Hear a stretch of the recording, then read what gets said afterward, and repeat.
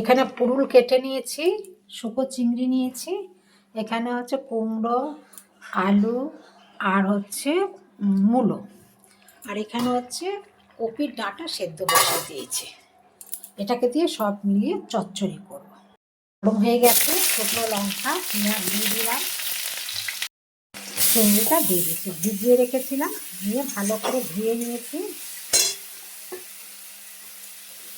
এটাকে ভালো করে ভেজে নেব, নিয়ে তারপর সবজিগুলো তুলে নেব।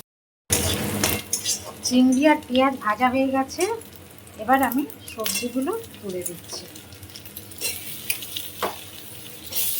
সব সবজিগুলো তুলে দিয়ে ভালো করে ভেজে নেব। অনেক জল বেরিয়েছে, এর মধ্যে নুন, হলুদ, লঙ্কা, একটু জিরের গুঁড়ো দিয়ে ভালো করে চচ্চড়িটাকে কষে নিচ্ছি।